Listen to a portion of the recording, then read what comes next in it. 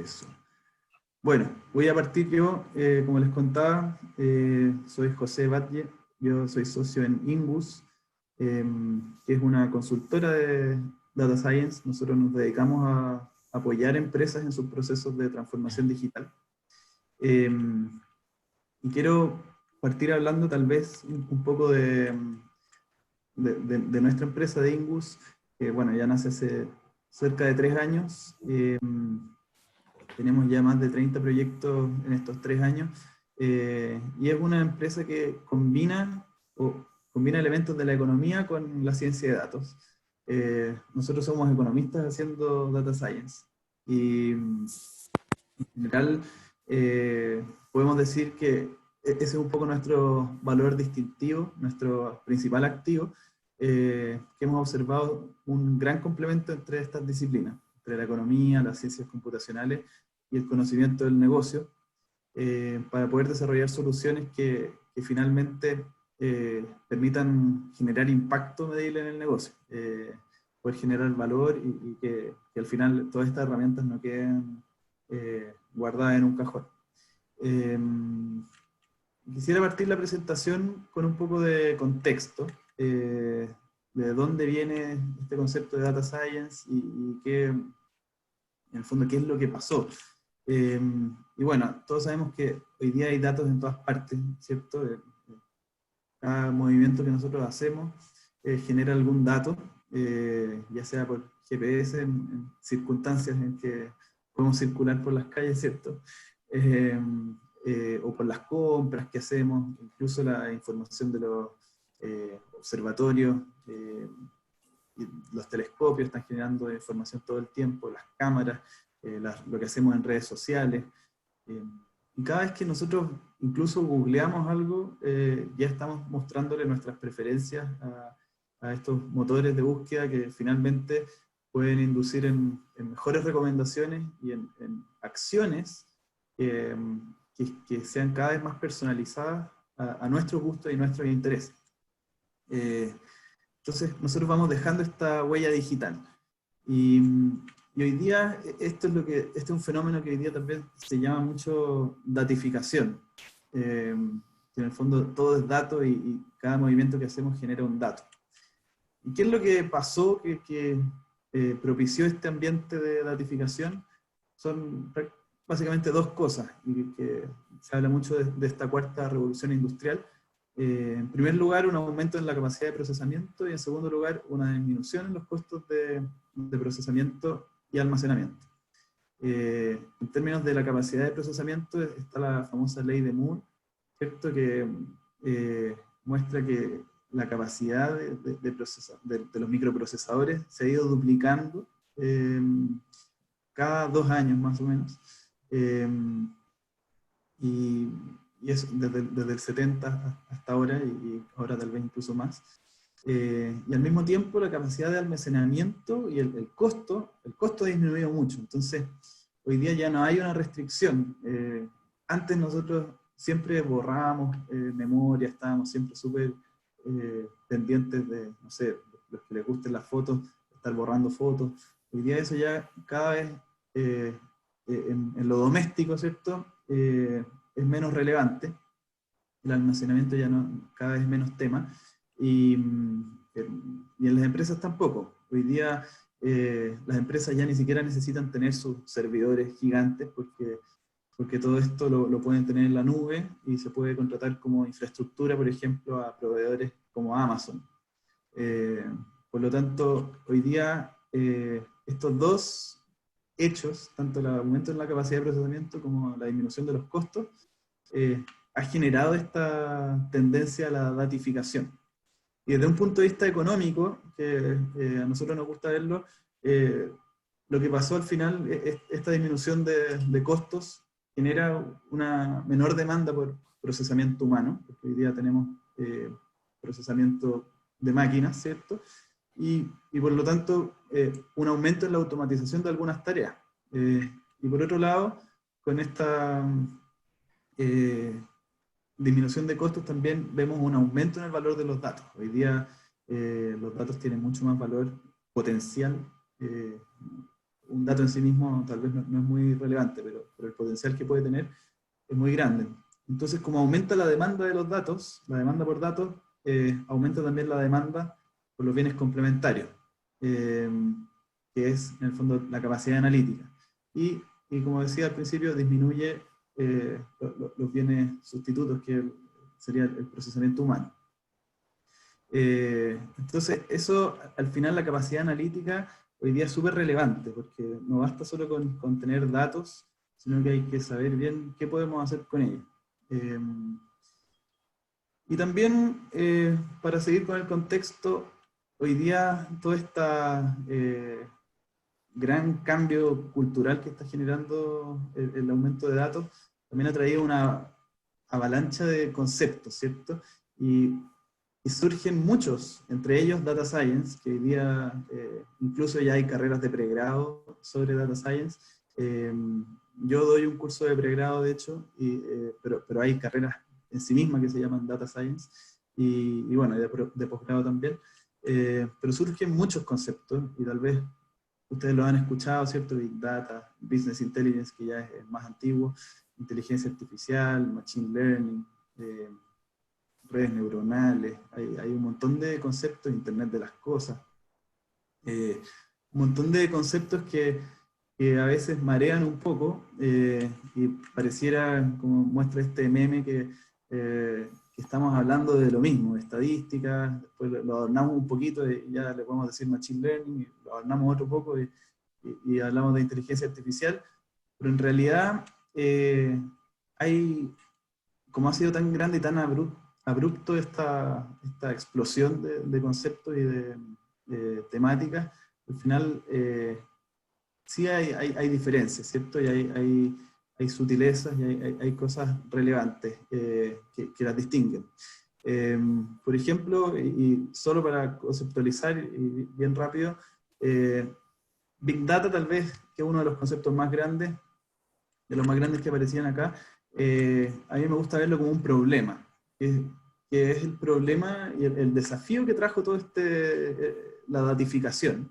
Que el aumento explosivo de los datos generó que hoy día las empresas tengan volúmenes gigantescos de datos, a veces, además de una gran variedad. O sea, hoy día ya no solo tenemos datos súper estructurados en nuestros data warehouse, sino que tenemos datos en las redes sociales, datos en sensores, datos en todo tipo desde todo tipo de fuentes, de imágenes, desde las cámaras de video, de seguridad.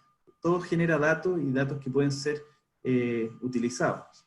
Y por otro lado, no sacamos nada con tener un gran volumen de datos y de gran variedad si es que no podemos acceder a ellos con velocidad. Entonces, en el fondo, estas son las famosas 3B del Big Data, que es volumen, variedad y velocidad.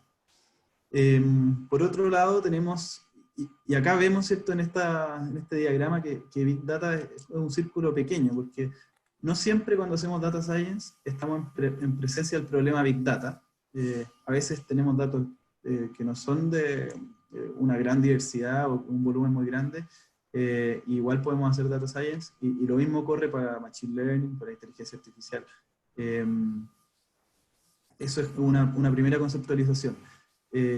Luego, Machine Learning vendrían a ser algoritmos que aprenden a partir de los datos para generar predicciones. Entonces, hoy día, esto es súper interesante, porque en el pasado, en las empresas y por ejemplo, cuando, no sé, en el traductor de Google, nosotros le decíamos, hacíamos un modelo que tradujera, y por ejemplo yo decía, I play the guitar, el traductor decía, yo juego con la guitarra. Entonces, hoy día, la gracia de Machine Learning es que define sus propias reglas, ya no son personas las que tienen que decir, oye, traduce esto de esta forma, sino que los modelos aprenden en su contexto. Eso es súper relevante porque pueden aprender con problemas de repente de múltiples variables y problemas cada vez más complejos, y en la lógica de los negocios, a veces me he topado con empresas que, no sé, por ejemplo, en temas de riesgo, definen un montón de reglas de negocio para detectar fraude, y después estas reglas de negocio hay que ir actualizándolas. En cambio, ahora estos modelos de Machine Learning son los propios modelos los que se van actualizando, los que van definiendo sus propias reglas para identificar conductas fraudulentas en el caso de prevención de fraude. Pero en definitiva son modelos que aprenden a partir de datos y que se ocupan para hacer predicciones. Deep Learning es un tipo de algoritmos de Machine Learning que en general se ocupan para problemas un poco más abstractos, o sea, para trabajar con datos como texto, imágenes o videos, que son difíciles de modelar, ¿cierto? Entonces ahí se ocupan modelos un poquito más complejos. Y por último, inteligencia artificial, que también es un concepto a veces bien rimbombante. A mí me gusta definirlo como agentes que ejecutan acciones. O sea, nosotros podemos tener, generar insights estadísticos, generar modelos predictivos que predigan cuál es la mejor acción, pero después un agente inteligente que ejecute una acción. Entonces, si es que nosotros predecimos que una persona puede cometer un fraude, o que voy a perder un cliente en una empresa, por ejemplo, una suscripción, voy a perder un cliente, tal vez puede haber un agente de inteligencia artificial que ejecute una acción y que le mande un correo, que le ofrezca una promoción personalizada, y que pueda detener la predicción que hizo nuestro modelo. Esa es un poco la conceptualización. Entonces, ¿qué es Data Science en todos estos conceptos? Al final es una ciencia multidisciplinaria que permite extraer conocimiento a partir de los datos.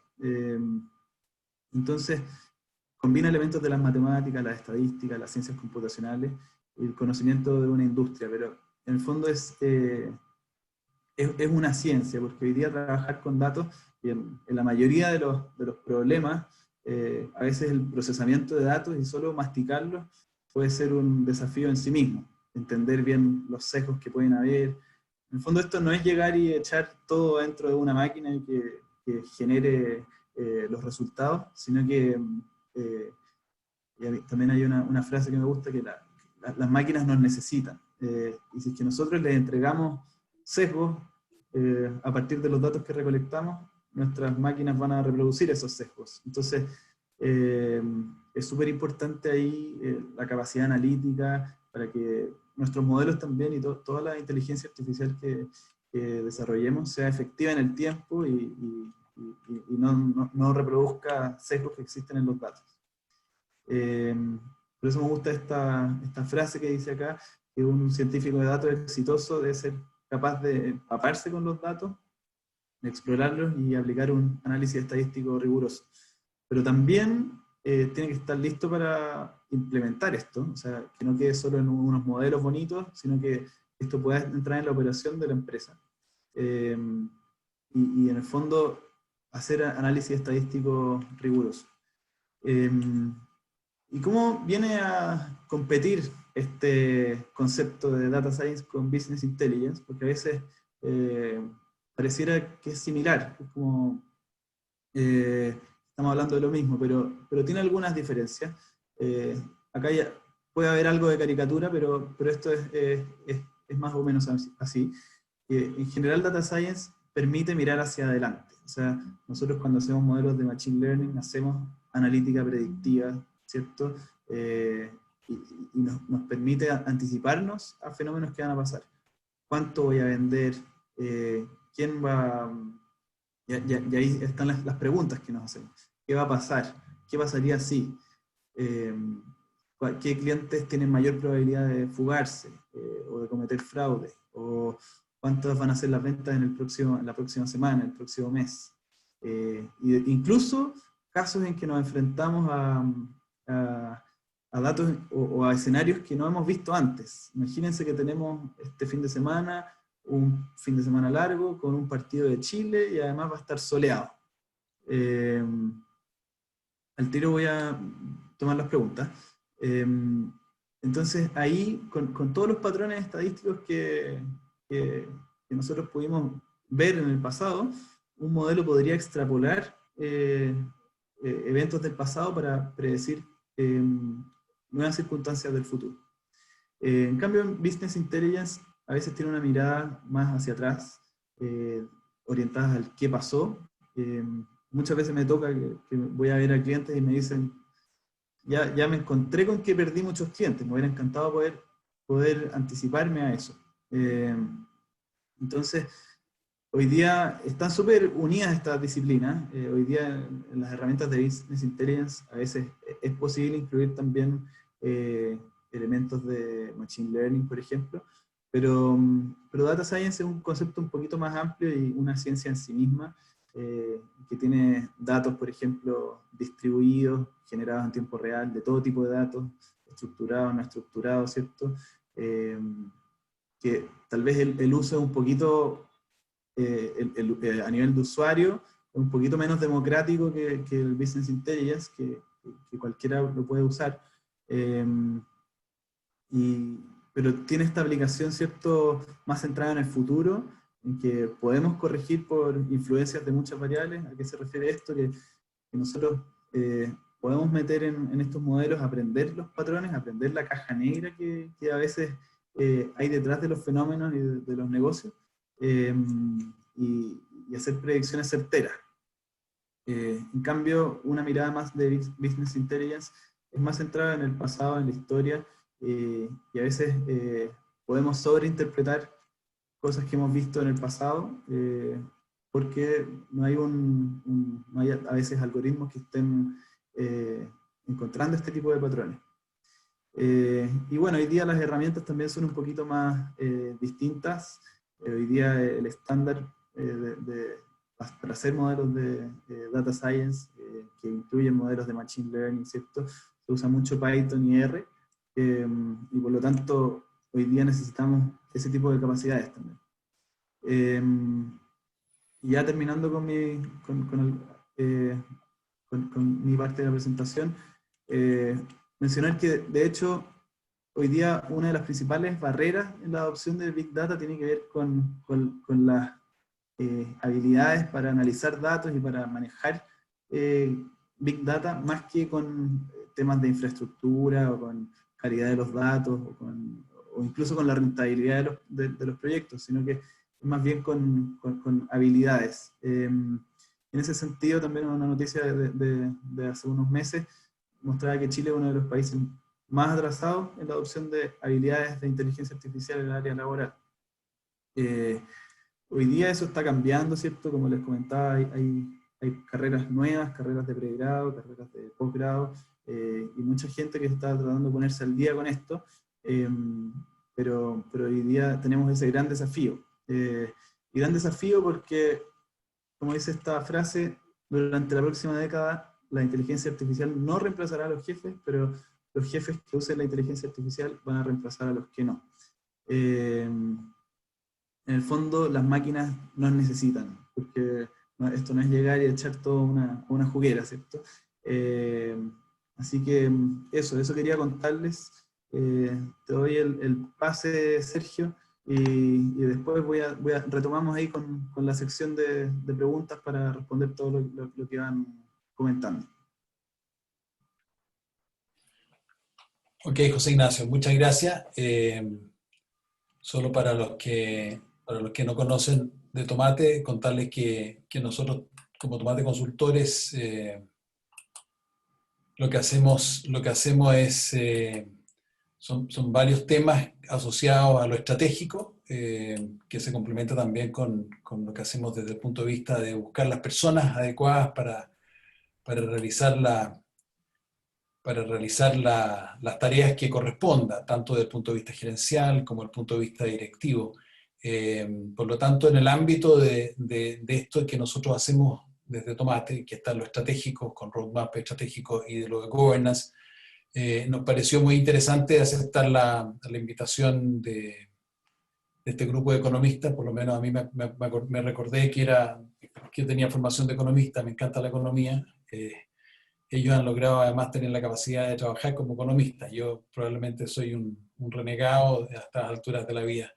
El tema de la inteligencia, llamémoslo así, artificial, o de la data science, es un tema que viene a sumarse, diría yo, a una cierta incapacidad que tienen los directorios de poder incorporar el mejor estado de las artes, ¿no? En general, nosotros hemos comentado, aquellos que nos conocen un poco más, que la madurez de un directorio depende de 3 ejes. Uno podría dividirlo de muchas formas distintas, pero nosotros decimos que depende de la coordinación, que son elementos humanos, que vamos a tratar de considerarlos también de alguna forma, porque creemos que aquí hay una complementación de lo que es modelos y de lo que tiene que ver con la humanidad que representamos. La arquitectura de información, que es donde cae este concepto que estamos compartiendo con ustedes, y el foco, ¿no? Que tiene que ver fundamentalmente con la agenda. Y todas estas prácticas de un buen directorio son prácticas que establecen un sentido a la organización de la que ellos son responsables, y que producen valor, cualquiera sea la forma, ya no solo un valor económico, sino que en estas opciones cada vez más diversas de triple impacto, de doble impacto, etcétera, pero valor, ¿no? Y en lo que se refiere a la arquitectura de la información, ya el nombre pareciera un poco rimbombante en virtud de las prácticas en general que tenemos los directorios, por lo menos en esta parte del mundo, donde la información más bien es un dato que provee la administración, que tiene que ver con, muchas veces, mayoritariamente, con elementos que son de carácter financiero. Los indicadores claves en general son de ámbito financiero. Nos ha costado mucho movernos hacia el cliente, por ejemplo. Nos ha costado mucho movernos hacia ámbitos que son mucho más conductuales que simplemente la data que da cuenta de lo que ha pasado hacia atrás, ¿no? Y cuando hacemos este nexo entre data science y lo que es governance, vamos a hacerlo a través de esta arquitectura de la información. La arquitectura de la información es toda la información que establece relevante el directorio para efectos de tomar sus decisiones. Entonces, ¿cómo esta cantidad de instrumentos que hoy día están disponibles se consideran en el ámbito del directorio? No solamente el qué información, sino que cuándo, cuál es el formato, etc., ¿no? Y aquí nosotros vamos a distinguir estos 4 tipos para efectos de simplificar lo que creemos puede ser un diagnóstico siempre un poco simplificado, pero finalmente que da cuenta nos permite ubicarnos más fácilmente en qué lugar estamos como directorio, ¿no? Para efectos de la información. En general, yo diría que nuestros directorios son bastante nacientes, o sea, lo que hacen con la información tiene que ver con el pasado, ¿no? Y nos dedicamos probablemente el 80 al 90% del tiempo a analizar información. Ese análisis de información, como nos mostraba José Ignacio, cada vez va a ser mucho más eficiente que analice lo que llamábamos nosotros la FECU, o los estados financieros, o los reportes financieros, un algoritmo y que nos dé un conjunto de 10 o de muy pocos indicadores que nos den cuenta de la realidad financiera de la empresa. Este concepto de arquitectura de información en general, estamos hablando de autopsia, o sea, no estamos mirando el futuro, sino que estamos mirando lo que ya ocurrió. Hay otro concepto que se parece mucho, que son como primos hermanos, que son estos directorios más ceremoniales. Ahí están muchos los directorios de empresas de familia, donde está el patriarca a la cabeza, y donde la administración y el patriarca en general arbitran esta información, pero tampoco tiene capacidad predictiva. O sea, está entendido de nuevo más bien en el ámbito de la supervisión, en el ámbito del cumplimiento o el compliance, ¿no? Con la velocidad que está ocurriendo lo que está pasando en nuestro mundo, estas 2 formas de gobernanza están claramente poniendo en severo riesgo a la organización de la que son ellos responsables.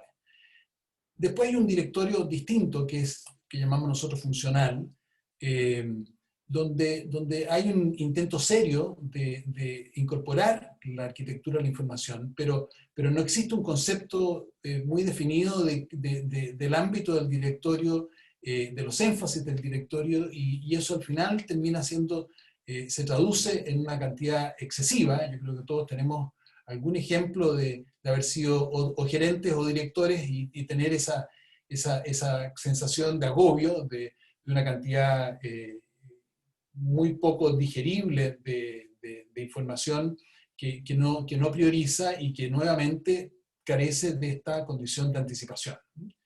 Y lo que vamos viendo es que lo que habla la data science al final tiene que ver con anticipar, con establecer hipótesis. Y por último, con cierta pretensión, no pretendemos sino que ponerle un título que sea un poco más marquetero, decimos que este directorio al cual nosotros aspiramos es un directorio que efectivamente se concentra en la anticipación. No significa que no considere los otros elementos que son propios también del quehacer de un directorio, pero que lo diferencial y lo que complementa al gerente general tiene que ver con la anticipación. Y ni siquiera, diría yo, nuestras prácticas habituales hacen que el Business Intelligence haya sido parte de este ejercicio, sino que tal vez una vez al año nos sentábamos a ver elementos que podían ser interesantes para explotar nichos u oportunidades de negocio, pero no era parte del flujo habitual del mundo directivo. Entonces la palabra clave, que es la que finalmente creo yo que hace sentido a esto del data science, es la capacidad de anticipación. Y en esa capacidad de anticipación, la data ha pasado a ser un recurso, como bien se comentaba recién, tan abundante y con un costo de transacción tan bajo, que el no usarlo o el desperdiciarlo es generar una desventaja competitiva enorme. Nosotros en Tomate tenemos un cuadrito que probablemente le resultará familiar a muchos de ustedes, que habla de qué es lo que es la anticipación. Nosotros decimos que la anticipación, y es de lo que vamos a tratar de discernir dónde entra lo humano y dónde entra la máquina, en las viejas formas de conducir, que por vieja no significa que se estén haciendo de buena manera, esta anticipación trata de prevenir. Y en el prevenir hay un cierto juego de probabilidades.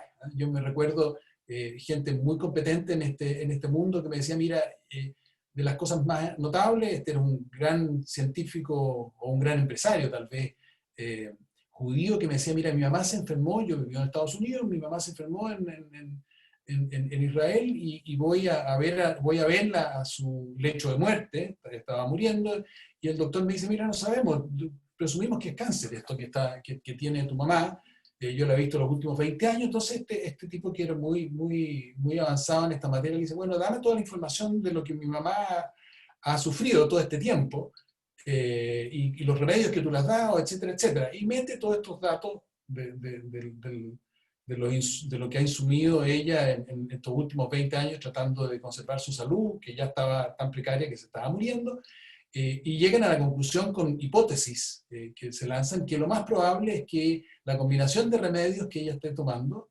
es la que finalmente da cuenta de por qué está así. O sea, los efectos secundarios que rebotan de este conjunto muy grande de remedios lo estaba matando. Y deciden junto con este doctor suspenderle los remedios y la madre sana. Entonces, lo que hace este eje es justamente la capacidad de prevenir, son mejores prácticas. Lo que ha hecho el desarrollo del último tiempo es que lo cartesiano se ha transformado, si no en un commodity, en una obligación.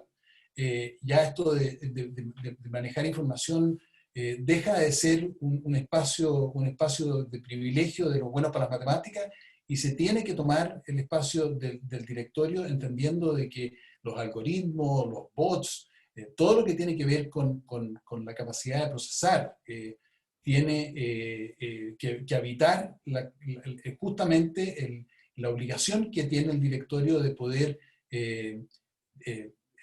desplegar escenarios alternativos y complementar a la administración tanto en oportunidades de negocio como en los riesgos que se están avisorando. Y nosotros decimos de que hay una inteligencia que es distinta, que es la que se complementa, que es la capacidad que tiene este conjunto de personas de prever el futuro. Nosotros ahí tenemos una diferenciación con respecto a este manejo de la data, porque creemos todavía que el ser humano cuyos ejes hoy día son cada vez más notorios, ¿no es cierto?, que es la reproducción y la sobrevivencia, son aspectos que las máquinas no tienen. Y en ese devenir de reproducción y de sobrevivencia es donde nosotros decimos que es la interacción de este espacio que genera la inteligencia conversacional y por lo tanto lo que llamamos nosotros las nuevas prácticas. En el ámbito del directorio entonces tenemos estos dos ejes, el de la inteligencia conversacional y la inteligencia cartesiana, que muy por el contrario de competir, tienen que complementarse como una manera astuta de poder hacer que este mundo donde vive la empresa no sea en el eje izquierdo, que es permanentemente reacción, y se mueva hacia el eje de la derecha, que es la anticipación.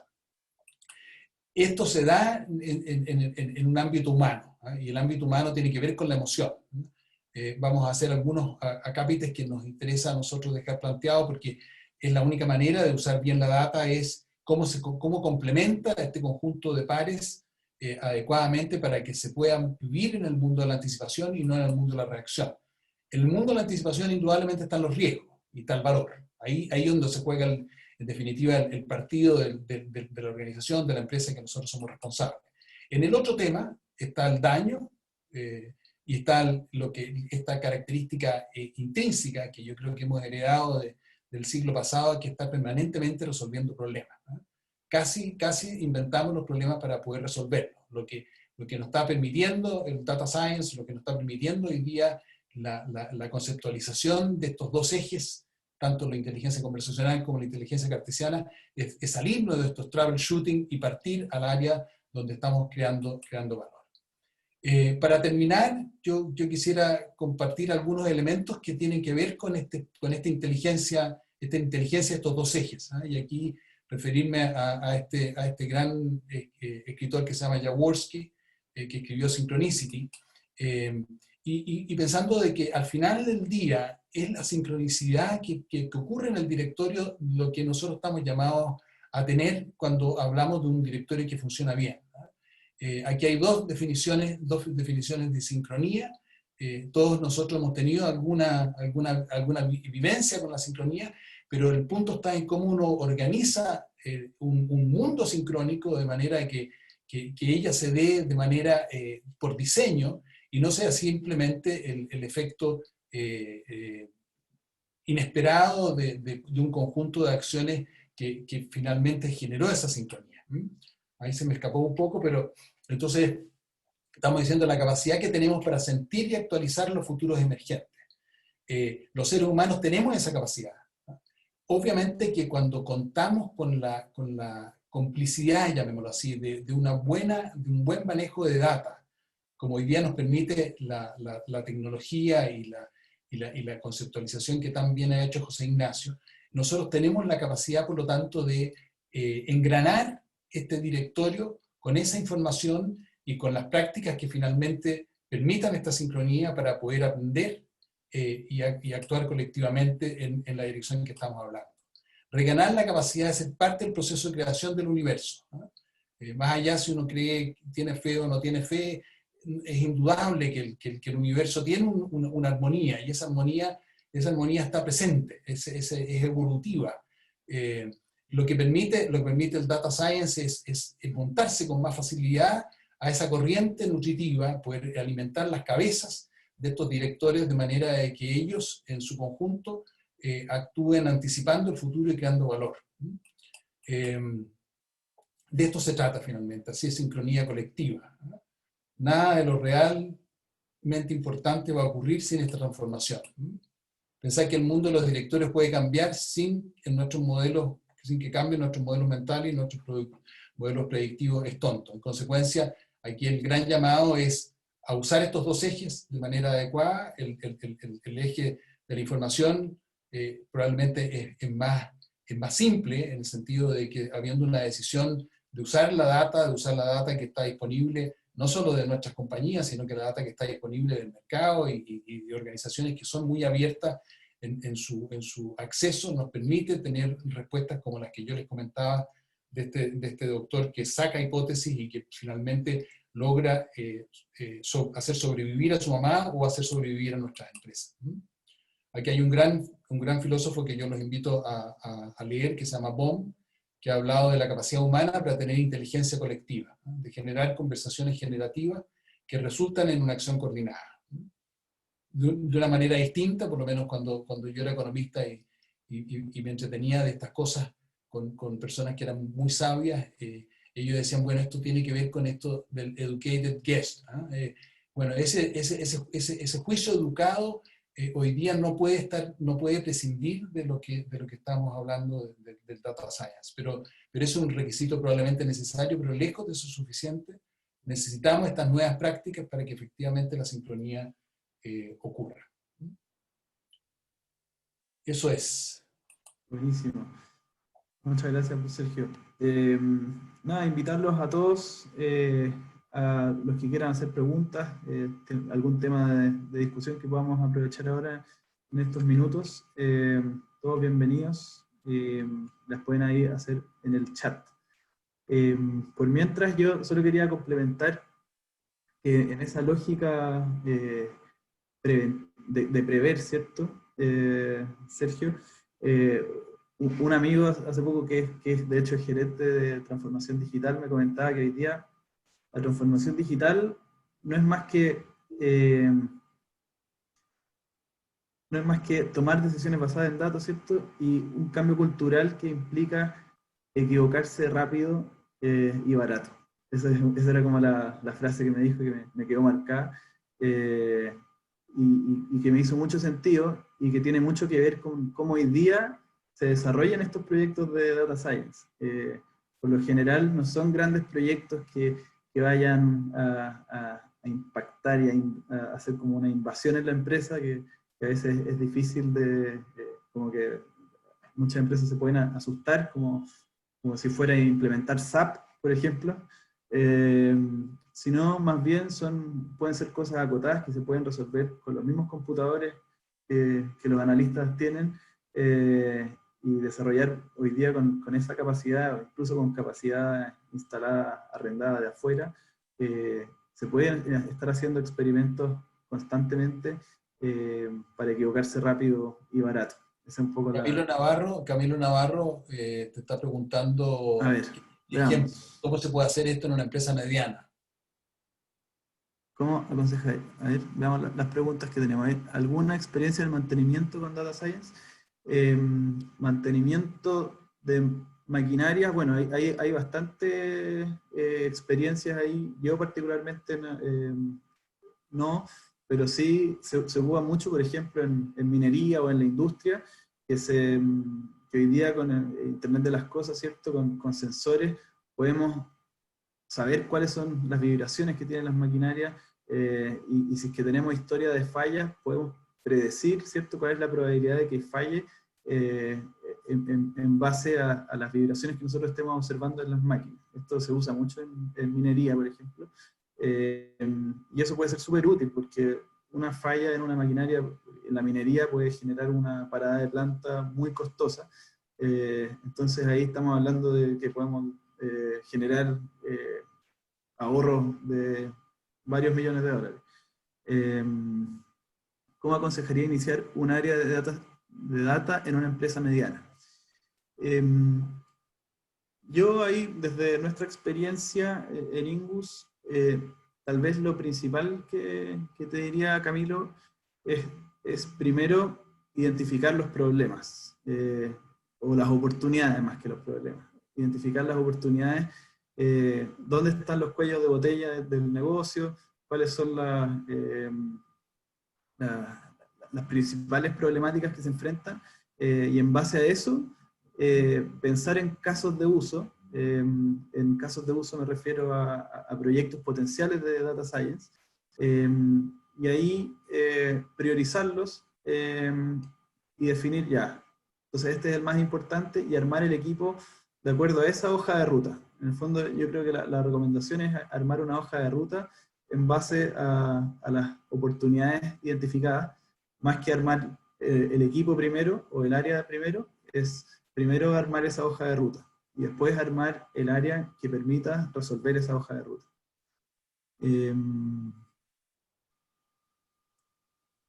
Después tenemos varias preguntas más. ¿Qué prácticas concretas asociadas a Data Science se pueden adoptar en el directorio para avanzar en esta área? Sí, esa pregunta, Gustavo, yo creo que lo primero es ponerlo en la agenda. O sea, parte por el reconocimiento de la importancia que tiene el Data Science, instalarlo en la agenda de manera de que el directorio lo comprenda, lo asuma, asigne los recursos y le encomienda al gerente general iniciativas que vayan apoyando el uso de información disponible de forma de, no sé, tener una instancia recurrente respecto a hipótesis que se van dando cuando ya la data está suficientemente alineada y los recursos establecidos. Pero yo creo que pasa primero por ponerlo en la agenda, por entenderlo, por compartirlo, hacer consenso respecto de ella, poner los recursos y generar los pedidos a la administración para efectos de tener la recurrencia de lo que ella desprende. Perfecto. Después acá hay otra pregunta, ¿cómo se complementa el Data Science con la confiabilidad operacional de una industria? Ahí tal vez, Julio, si pudieras precisar un poco más. Ahí está. Claro, si es que Data Science solo te permite obtener un KPI o si puedes crear un proceso. No, efectivamente, hoy día sí puedes crear procesos. De hecho, nosotros muchas veces lo hacemos así, en que desarrollamos los modelos mismos, ¿cierto? Que son a veces modelos predictivos, modelos estadísticos, pero que terminan ejecutando acciones. Entonces, por ejemplo, hace poco estuvimos haciendo un prototipo, una prueba de concepto, que es una práctica súper común en la implementación de Data Science en las empresas, en esta lógica de equivocarse rápido. Desarrollamos muchas pruebas de concepto que son, sirven más que nada para ver si es que hay agua en la piscina en los proyectos de Data Science antes de embarcarse. Y nosotros estuvimos desarrollando uno que tenía que ver con logísticos, procesos logísticos, en que habían diferencias de desajustes de inventario, que lo estuve discutiendo también este problema en otro webinar. Que en el fondo el sistema decía que quedaban unidades en stock, pero después cuando uno iba a la góndola no habían unidades. Entonces nadie se daba cuenta de esto y había quiebres de stock y eso es lo que nosotros llamábamos el inventario fantasma. Entonces al final lo que nosotros hicimos fueron modelos predictivos que permitían anticipar este inventario fantasma. Entonces, por ejemplo, te podía entregar, mira, este producto tiene una probabilidad de 80% de tener inventario fantasma. O sea, requiere de hacer un ajuste en el sistema para que se pueda gatillar una reposición. Entonces, ahí nosotros efectivamente podríamos hacer un proceso, porque ese proyecto todavía está en etapa de prueba de concepto, pero en la implementación de esto, la probabilidad de que un producto esté con inventario fantasma puede gatillar una acción, como por ejemplo un ajuste del inventario en el sistema, lo que pueda después gatillar otra acción que sea una reposición. Entonces al final todo esto está súper ligado a la automatización, y en la medida de que la capacidad predictiva de nuestros modelos sea buena,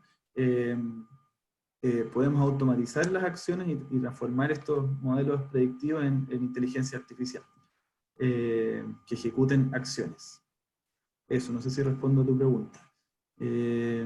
Francisco Guzmán preguntaba respecto a cuáles son los aceleradores de esto, si es el directorio, el COVID o el gerente general. Claro. Yo tengo la impresión de que debiera ser el directorio, pero en general no son los directorios, ¿no? O son más bien la exigencia que puede dar una situación como la que estamos viviendo hoy día, la que final gatilla la necesidad de que hay que cambiar la manera hay que cambiar la arquitectura de información de las compañías y hay que hacerla acorde a la capacidad predictiva, porque si no tenemos capacidad predictiva vamos a morir. Y eso lo entendemos bien, cuando sentimos el olor a muerte nos movemos rápido, ¿no? Y eso se establece más bien desde el ámbito del directorio, debiera hacerlo así, ¿no? Creo yo. Sí, y ahí complementando también, a nosotros nos pasa mucho que el principal acelerador es el que tiene el dolor de negocio. Al final. Él es el que va a estar más interesado. Muchas veces está en el directorio, puede estar en el gerente general, pero también en distintas gerencias, puede estar repartido también en distintas gerencias, los que van a tener el dolor de negocio más palpable tal vez. Eh, Al final hay mucho interés ahí en poder incorporar estas tecnologías para poder reaccionar a tiempo.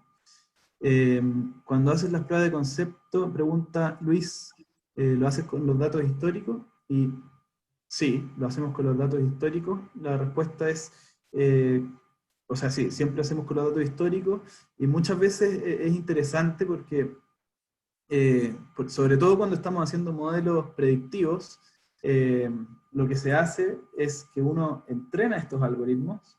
Imagínense que tengo 5 años de historia.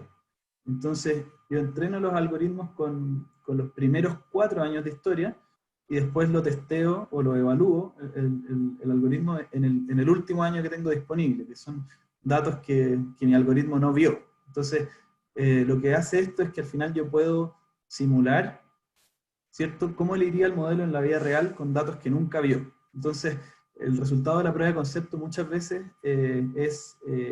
mira, el modelo va a tener tanta capacidad predictiva puede ser súper certero con la realidad porque en el fondo yo lo estoy evaluando en datos que el modelo no vio.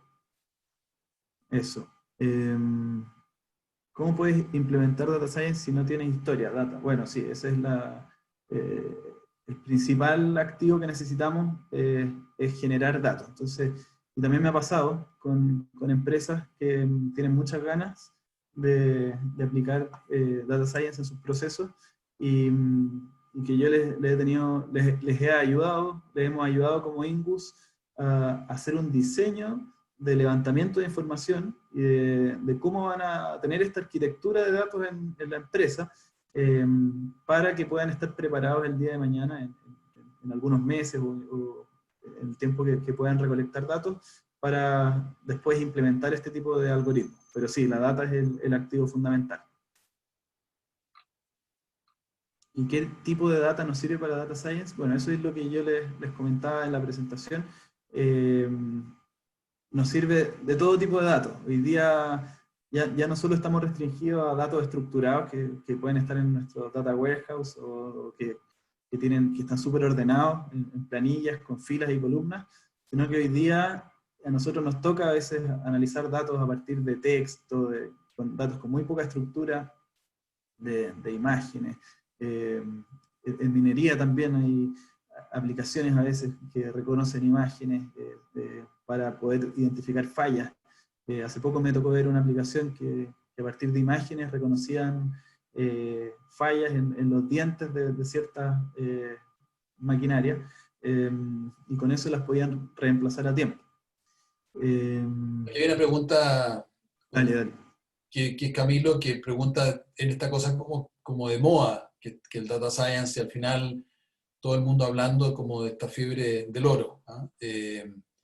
Yo creo que ahí lo más importante es que las empresas contraten consultores que les permita ordenar y hacerle un buen diagnóstico y generar las iniciativas que tengan sentido. Obviamente los recursos son escasos, pero la única manera de establecerlo en la mesa del directorio es conociéndolo. Entonces hay que traer a alguien que haga un diagnóstico y que les muestre al directorio las oportunidades de negocio que están presentes o las oportunidades de negocio que hubo y que no las supieron aprovechar en relación a la información que tienen o que disponen.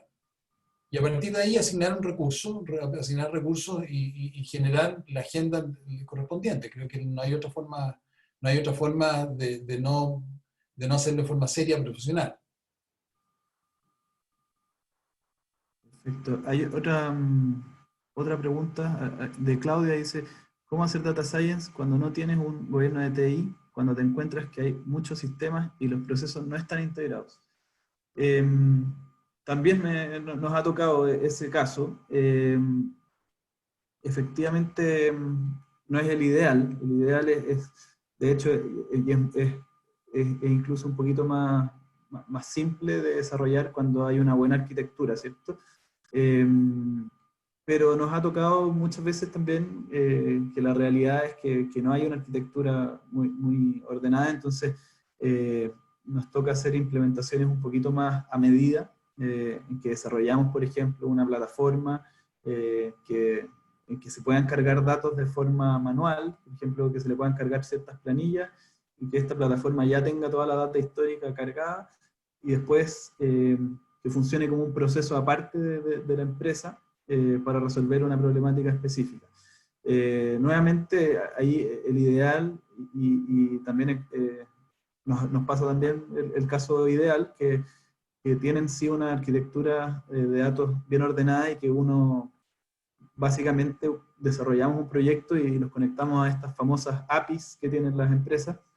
Entonces, es como una especie de plug and play. En la medida que uno tiene una arquitectura bien desarrollada, es obviamente mucho más fácil implementar este tipo de soluciones y más barato también. Eso.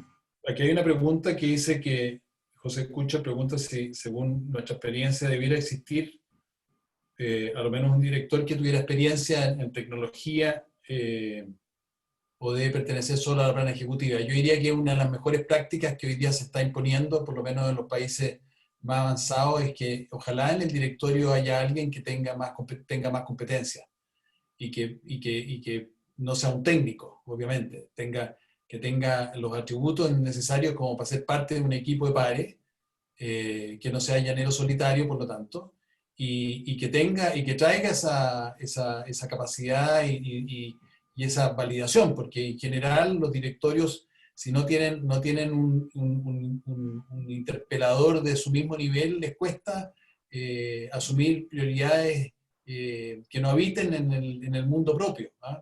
Así de ciegos somos.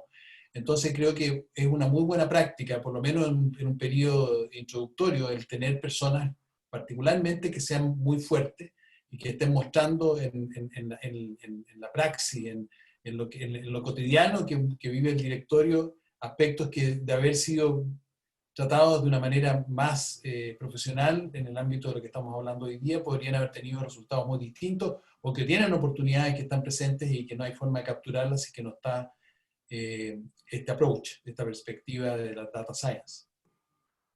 Hay que buscar gente que complemente eso, no es trivial. O sea, yo no sería partidario, por lo menos, esa es la posición nuestra cuando nos ha tocado buscar gente desde Wharton International en estas materias. Hay gente que tiene que pegarle a la pelota con las dos piernas, no solamente ser un buen técnico iluminado, porque eso puede destruir un directorio. Lo primero que hay que hacer es mantener el equipo de pares y el equipo. Esto no es un comité ejecutivo, es un directorio. Los que quieran las presentaciones nos pueden escribir, con gusto ahí se las reenviamos. Ahí responder tal vez las últimas preguntas antes de ya ir terminando. ¿En qué tipo de negocios se está desarrollando esta ciencia en Chile? Esto es súper transversal, Julio.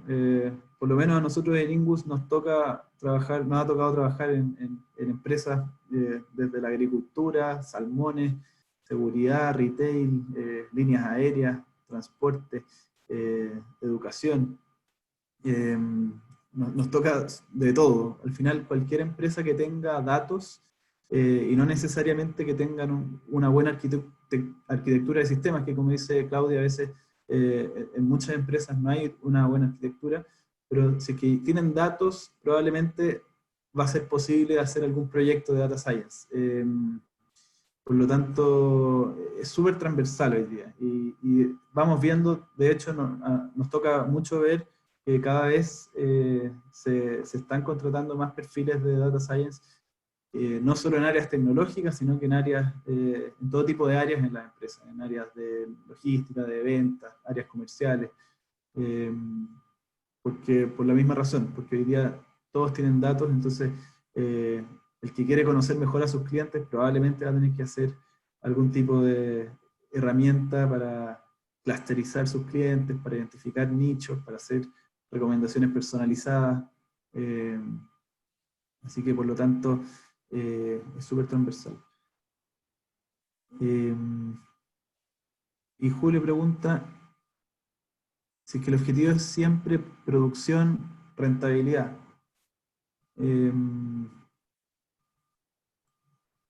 O sea, bueno, ahí el objetivo siempre es resolver, ¿cierto?, un dolor de negocio. Muchas veces nos pasa que desde la vereda más técnica, a veces queremos maximizar la capacidad predictiva de un modelo o maximizar claro, como la capacidad predictiva del modelo, pero en verdad lo más importante es maximizar la función objetivo que tenga la empresa. Y esa función objetivo es posible traducirla en una función optimizable por un modelo. Eso es lo que quería transmitir. Y por último, Luis pregunta si es que de preferencia uso Python o R, ¿cómo decías qué instrumentos usar? Te cuento desde nuestra experiencia, nosotros desarrollamos casi todo en Python. ¿Por qué? Porque es un lenguaje súper versátil, y se conecta súper bien con cualquier... es súper bueno, es súper amistoso, pero además se conecta súper bien con cualquier tipo de sistema. Entonces, independiente de los sistemas que tenga la empresa, probablemente Python va a tener una buena integración. R también, en todo caso, es súper universalmente utilizado. Yo creo que acá no, depende mucho, no es que haya una que sea mejor que otra, y va a depender mucho de la experiencia de cada uno y de la familiaridad con las herramientas. Pero hoy día se puede hacer data science con muchas herramientas. Creo que a mí me gusta ser agnóstico al tipo de herramienta mientras podamos usar este tipo de tecnología. Eso, no sé si tú, Sergio, quieres comentar algo más. Yo agradecerles a todos por participar. Si es que tienen dudas, si es que quieren profundizar un poco más o si es que quieren que les compartamos las presentaciones, encantado, ahí me escriben y yo feliz se las mando. Ahí tú le mandas ambas. Dale, perfecto.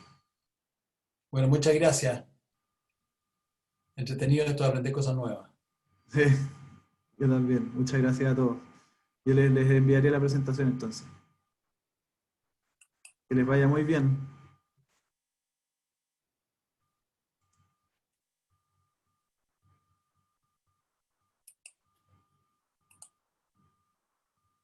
Muchas gracias a todos.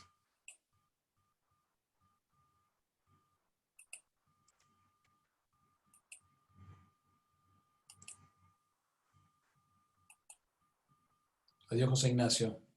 Chao, Sergio, que te vaya súper. Gracias.